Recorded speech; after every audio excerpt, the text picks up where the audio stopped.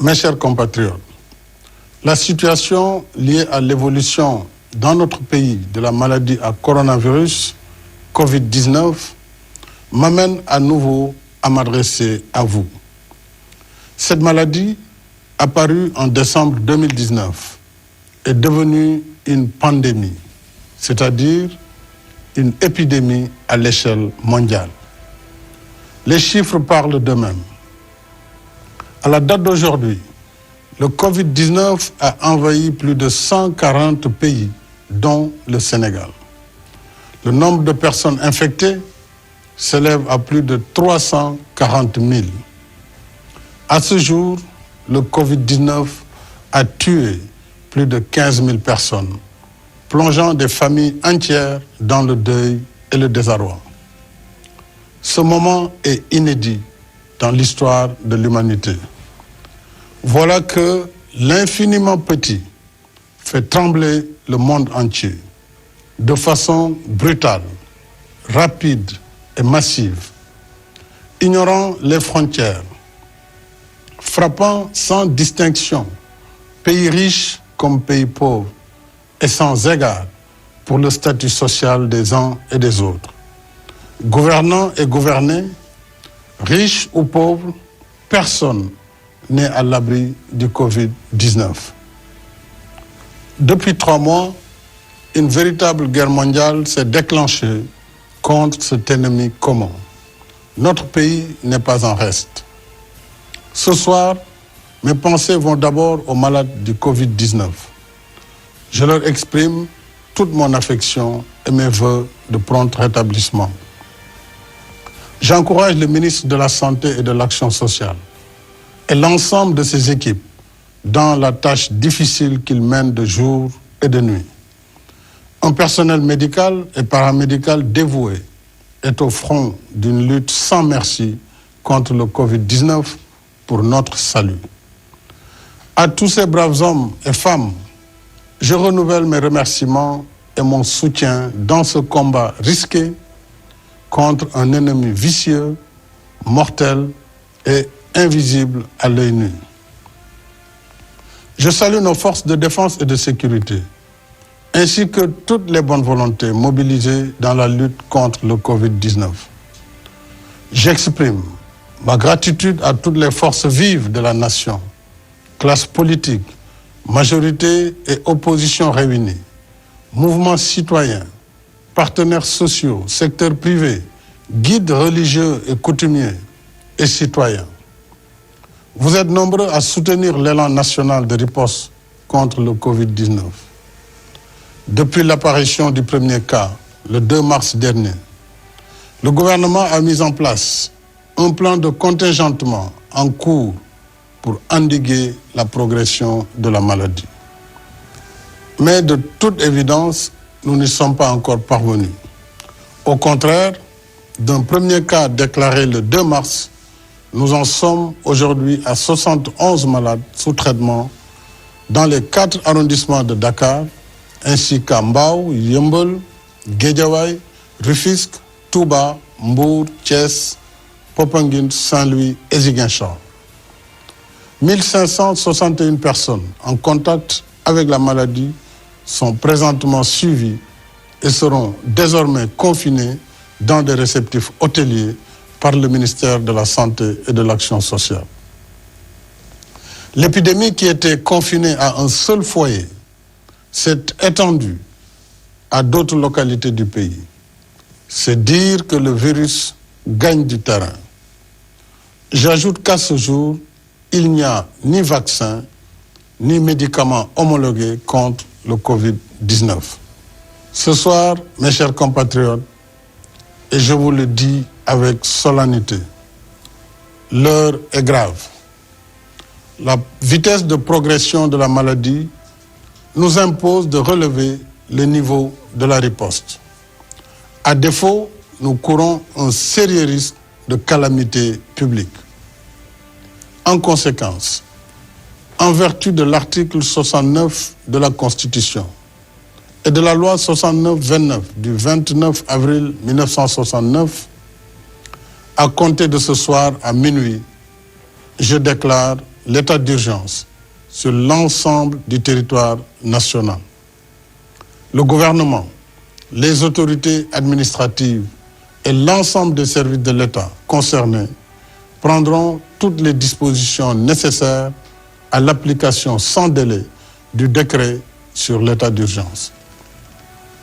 J'ordonne les forces de défense et de sécurité de se tenir prêtes en vue de l'exécution immédiate et stricte des mesures édictées sur l'étendue du territoire national.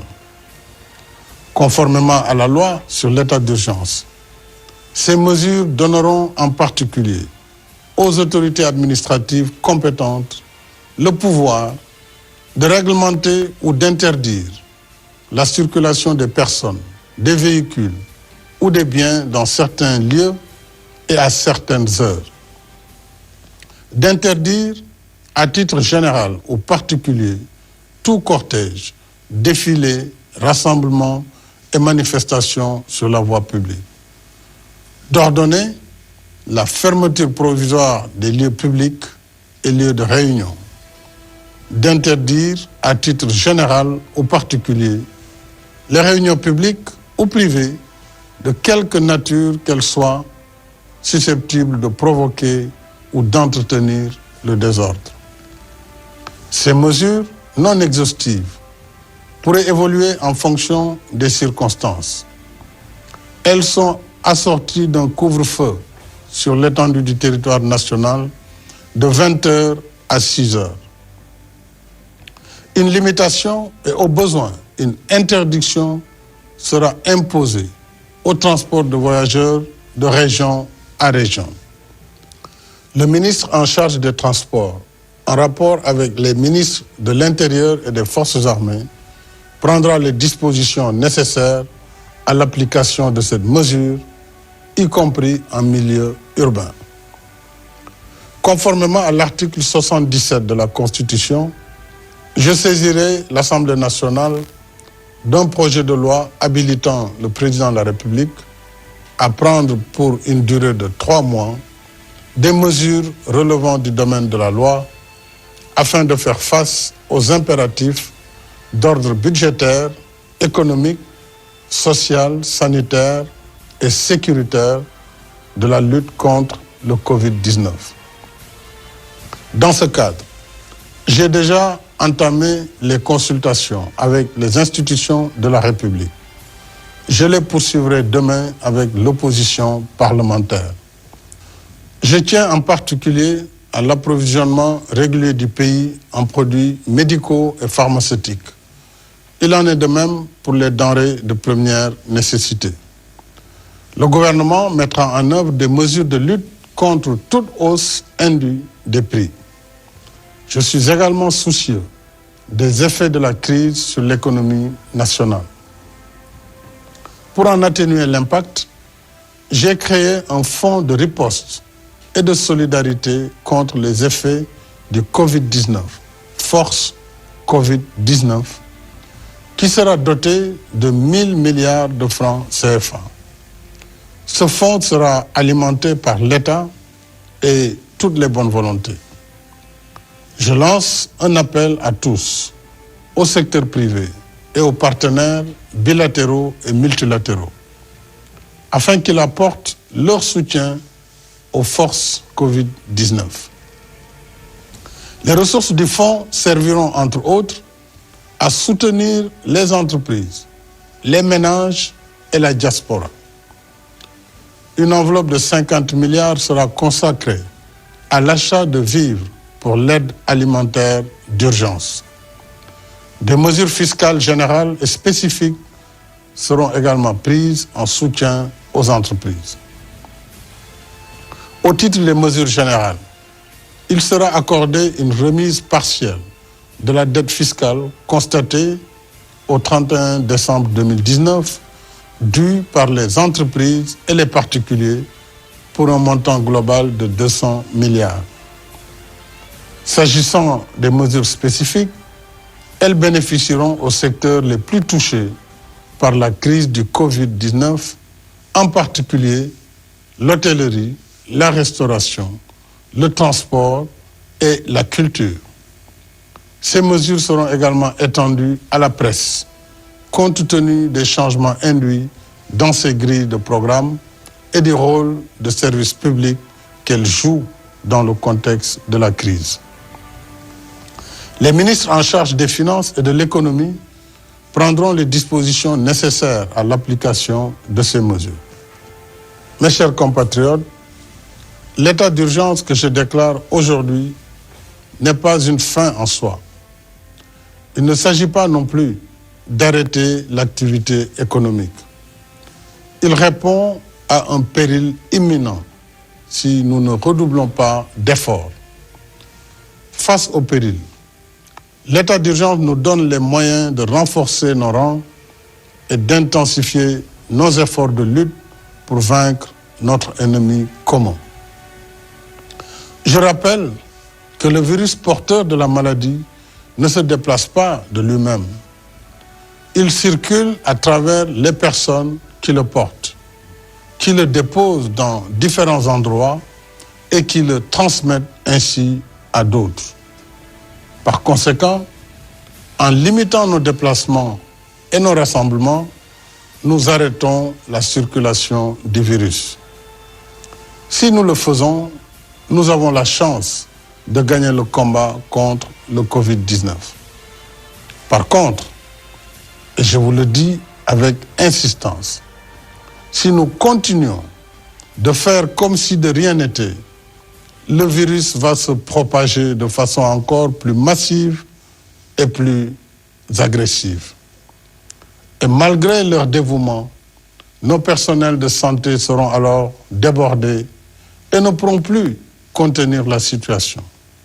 C'est le pire des scénarios. Nous ne le souhaitons pas. Alors, j'en appelle à une prise de conscience nationale sur la gravité de la situation. J'en appelle à la responsabilité de chacun et de chacune. J'en appelle à l'esprit citoyen et patriotique de toutes et de tous. Limitons nos déplacements. Évitons les rassemblements de quelque nature qu'ils soient. Il y va de notre propre santé et de notre propre vie. Il y va de la santé et de la vie de nos familles et de nos communautés. Mobilisons-nous, mes chers compatriotes. Ne laissons au virus ni la vie, ni nos vies. Il y va de notre salut. Il y va du salut de la nation. Bonsoir.